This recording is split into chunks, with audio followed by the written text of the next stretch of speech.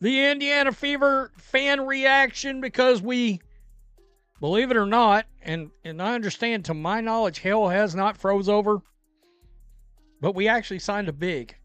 Now it's a 4, not a 5. All right, but we signed somebody that's over 5'8". I mean, are we sure? What's going on here? Did hell freeze over? Kimbrough, out the door. Enter in Oregon alum, Michigan State alum, Grace Van Sluten. And my God. Portland Fire just hit the self-destruct button before their first game even tipped off. Fans are being silenced without warning, and Stephanie White is reportedly stunned, as this brand new expansion franchise starts preemptively blocking people who haven't even interacted with them yet. It is a move that defies every rule of professional sports marketing. The message being sent is chillingly clear: if you support the wrong player or ask the wrong questions, you are simply not welcome. This isn't just a technical glitch or a social media error, it is a targeted strike against the very people who are currently keeping this league afloat. The fallout is already starting to bury the front office before they even have a roster. All thinking, all right, are you done now? Because I'm fine if you want to go ahead and waive Demarius Dantis, do it. Well, let's do that. And I can tell you right now, 6'3", and by the way, I actually love this move. Oh my God. The Fever did something I actually love. I love this move, but you are not done. You are not done. This is not the final move you're looking for. But with this front office, who knows? Who knows? And you'll imagine being a brand new team and deciding your first order of business is to alienate the largest fan base in the history of the women's game. That is exactly the reality we are seeing with the Portland Fire. Reports are surfacing that fans of Caitlin Clark and the Indiana Fever are finding themselves blocked on social media by the expansion team, without ever posting a single comment on their page.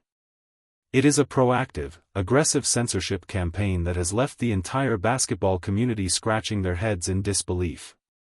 Why would a team that desperately needs every ticket sale and every ounce of engagement start banning the most passionate supporters in the sport? It is a level of gatekeeping that we have never seen before. You know, this is what the Fever's done to themselves. When it seems like you're in bed with a certain university and a certain coach, people are going to be smartasses to you. I don't blame them. I don't blame them. People don't trust this front office and this coaching staff. Is what it is. They deserve it, every bit of it.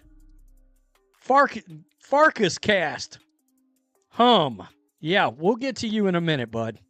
Please. The most disturbing part of this entire situation is the total lack of explanation from the Portland front office. When you block a fan, you are essentially telling them their money and their voice are no longer wanted.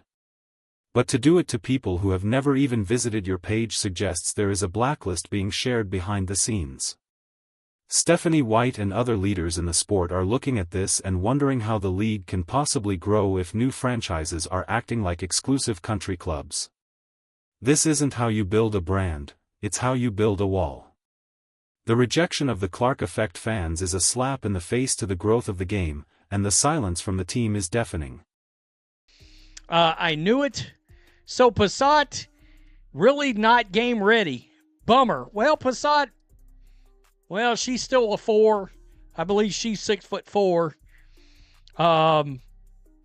Interesting. You got a point. But we absolutely needed this body. No doubt about it. No doubt about it. I support this improvement over bench. Okay, now waive Dantas. She's bloody useless. Dantas catching some strays. Actually, not a problem with that. I quite like Portland Fire social media team actually monitoring the followers of other teams and proactively hitting the block button. That is the question being asked by hundreds of fans who woke up to find themselves locked out. This is a horrible look for a league that claims to be inclusive and growing. When you have fans like Azure Octopus claiming they were blocked, despite never having a single interaction with the Portland account, you know something is deeply wrong. It suggests that the admin is sitting there, scrolling through Caitlin Clark's mentions and purging anyone who seems too loud or too critical. It is a level of insecurity that makes the entire organization look like a total joke. Yeah, why is she called Snow White? Clowns in the front office conceded to the fan base when they saw the game attendance shrinking by the day. Y'all still need to be fired, by the way. Right there. I mean, people have literally added Amber Cox, Kelly Krauskopf in here with Stephanie White into the graphic. Interesting. The Fever call us complainers, but they end up doing exactly what we said because we were right all along. Oh, yeah. I mean, we were saying this 6 weeks. The commissioner, Kathy Engelbert, needs to answer for this immediately. You cannot have a brand new franchise acting as a digital bouncer against the people who are actually paying the bills. This league has spent years begging for attention, and now that they finally have it, they seem terrified of the fans who brought it. The Portland Fire admin needs to be held accountable for this bizarre behavior. If you can't handle the heat of sports fans being critical or passionate, then you shouldn't be running a professional sports team in 2024. This is the big leagues now, and that means putting on your big girl panties and dealing with the reality of a massive, vocal audience. I mean, scary tall. Speaking of scary, what the hell's going on here, Portland Fire? Expansion Team Deluxe. What is going on? I stumbled across Farkas Cast, and for all the grief that he throws towards the Indiana Fever front office, and frankly, he's a good follow. The Portland Fire is randomly blocking fans. Fans that have... We are seeing a trend where anyone who supports the Indiana Fever or Caitlin Clark is being treated like a second-class citizen by other organizations. They are being labeled as troublemakers simply because they want the game to be played at a higher level, or because they criticize poor coaching and front office decisions. But here is the truth: sports fans are critical. They are loud. They are sometimes harsh. That is exactly what happens in the NFL, the NBA, and Major League Baseball. If this league wants to be treated like the big boys, they have to stop acting like they are above criticism. Blocking fans for no reason is the ultimate sign of a weak organization that isn't ready for the spotlight. What's up with that? Is the Portland Fire social media team actually monitoring fans of other teams and proactively blocking them on social media? Boy, that is a horrible look. This is exactly the reason why people think you're a joke. By the way, Azure Octopus, I got blocked by them too, but I've never posted on their page. That's the reason I made this video. Because I saw, now we got two fans. While Portland is busy burning bridges, the Indiana Fever are actually making moves that fans have been demanding for months. The signing of Grace Van Sloten is a massive development that has caught everyone off guard. She is a 6'3" forward who brings the size and interior presence this team has desperately lacked. It is almost like the front office finally woke up and realized they couldn't keep running out a roster of undersized guards and expecting to compete with the giants of the league. Fans, because you don't like what they got to say. Can anybody in this league handle criticism and put their big girl panties on? Question mark? Anybody. By the way, y'all making real money now. Yeah, y'all wanted it. You got it. We're going to treat you like we would treat NFL players, college players, NBA players, MLB players. This is where you're at. Your league has finally got some attention. You know what sports fans are? They can be highly critical. Grace Van Sloten isn't just a tall body. She's a legitimate talent who averaged nearly 15 points a game in college. She has the defensive instincts and the rebounding ability that this team has been crying out for since the season started. But even with this move, the fans aren't letting the front office off the hook. There is a deep-seated distrust for Amber Cox and Kelly Krauskopf that won't be fixed by one signing.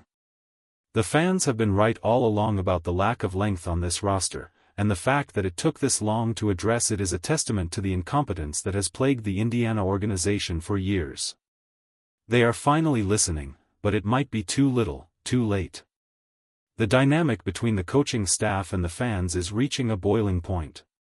Some are even calling Stephanie White Snow White and mocking her for being in bed with certain universities and coaching circles.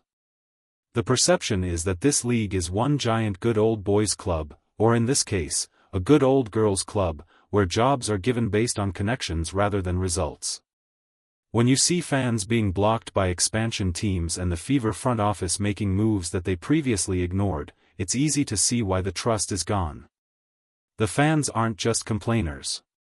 They are smart, they are observant, and they are tired of being gaslit by people who think they know better. The contrast between the Fever and a team like the New York Liberty is staggering. The Liberty are scary tall and have the length to shut down almost any offensive scheme. For months, the Fever ignored this reality, trying to play a style of basketball that their personnel simply couldn't handle. Now, with the Van Sloten signing, they are finally acknowledging that they were wrong. It's a victory for the fans who have been shouting from the rooftops about the lack of size, but one player doesn't fix a broken culture. The front office still needs to be cleared out if this team is ever going to reach its full potential. What is happening in Portland is a warning sign for the entire league. If expansion teams are going to be allowed to censor the fan base and reject the people who bring the most engagement, the league will hit a ceiling very quickly. You cannot grow a sport by hiding from the fans. Stephanie White's shock is shared by anyone who understands the business of sports. You want the noise. You want the controversy. You want the Caitlin Clark fans because they are the ones buying the jerseys and tuning in to every single game. To reject them without explanation is a level of arrogance that will eventually lead to the downfall of that franchise. The Portland Fire admin needs to understand that they are not just managing a social media account. They are managing the reputation of a multi-million-dollar investment. By blocking fans who have done nothing wrong, they are creating a toxic environment before the team even exists. It makes the organization look fragile and petty. If a fan says something you don't like, you ignore it or you win games to prove them wrong. You don't hit the block button like a middle schooler who got their feelings hurt. This is professional sports and the Portland Fire are currently acting like amateurs. It is an embarrassment to the league. Is there a deeper reason for the Portland blocks? Some speculate that the team is trying to curate a specific vibe that doesn't include the new wave of basketball fans. This is a dangerous game to play. The new wave is what is driving the record-breaking ratings and the sold-out arenas. If you try to exclude them to maintain some sort of elitist status quo, you are going to find yourself playing in front of empty seats. The league is at a crossroads and the way they treat the fans of Caitlin Clark and the Fever will determine which direction they go.